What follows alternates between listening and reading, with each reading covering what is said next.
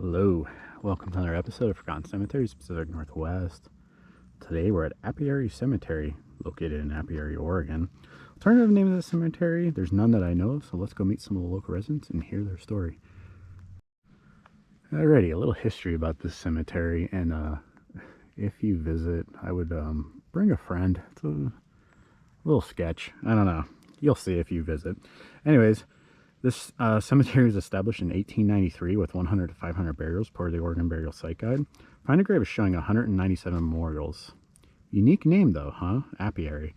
That's because the community takes the name of the post office that was named by David M. Dorsey, who was a beekeeper. For those that don't know, apiary is defined as a place where beehives are kept to gather honey. There was some info that Dorsey ran a little grocery store in Apiary as well, but it looks like Dorsey left Apiary in 1893 for Dayton, Oregon. I did find a headstone in that town of a David Martin Dorsey, showing him dying in 1899 at the young age of 41. I did read one side note that Apiary is more of a ghost town these days, but was prosperous at one time, but I did see quite a bit of houses on the way. These days it sounds like a town is nothing more than a small community that falls along the heavily used freight route. Stories were very scarce here, but today we'll meet a man who had some of the worst luck ever. Alrighty, way in the back of the cemetery is the headstone of Benjamin William Lowman, originally from Ohio and moved his family to Apiary in 1887.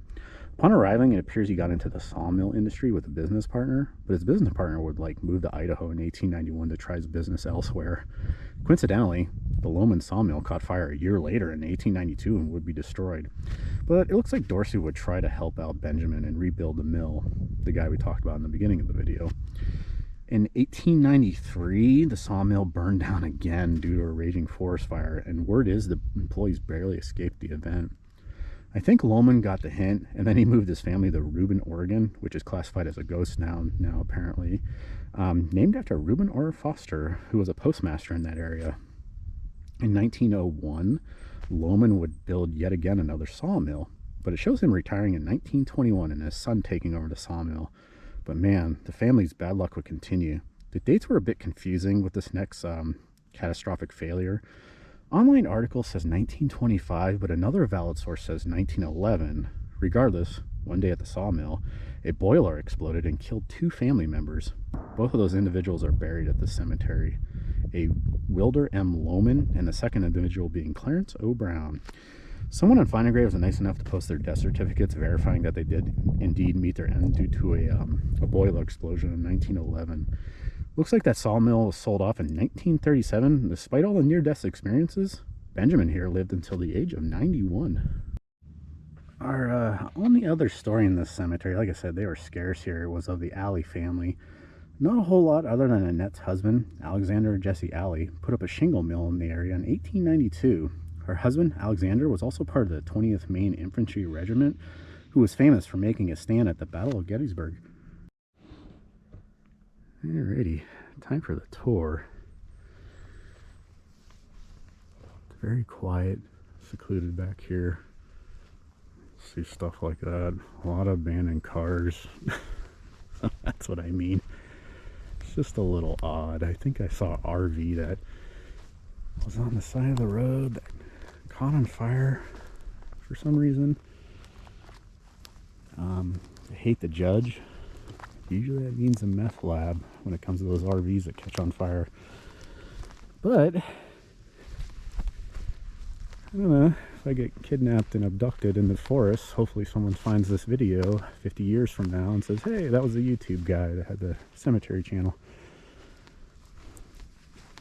Worst case scenario, right?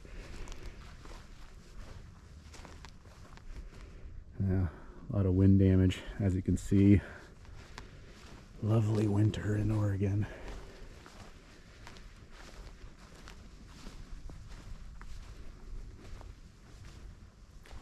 Hard to find stories here. Very hard. Kind of a quiet one.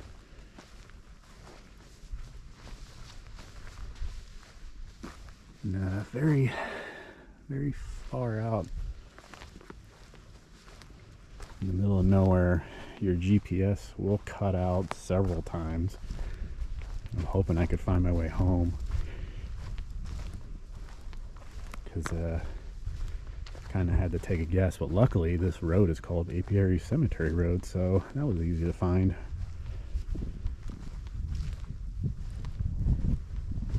There's a headstone over here. I can't make it out. A little marker. Kind of outside the cemetery gates too. That's a little odd.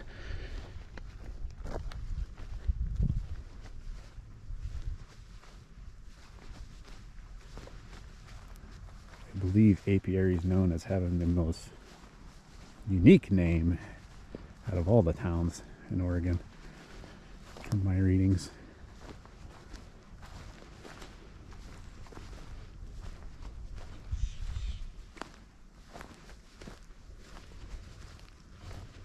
Let's go check out the center of the cemetery.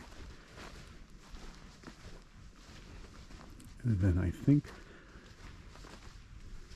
that's all she wrote. Not a whole lot going on, sadly, but two big crosses in the center are neat. A few individuals over here we'll check out. I have a feeling this was a military one. Yep.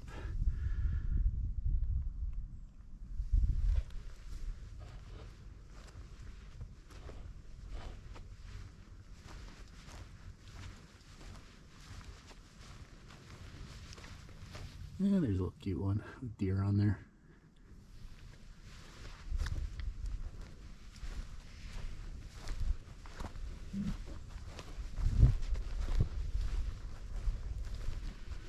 What do we got here? Caroline, who appears to be a painter. Willard, maybe a maintenance man.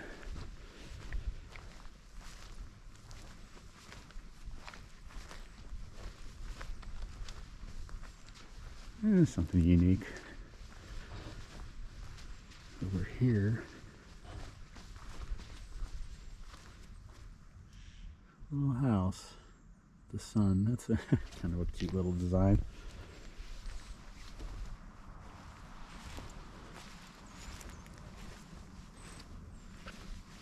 I don't know what that is. It must be a simple marker someone made.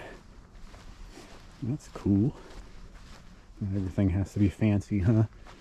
Sometimes the simple ones are the coolest.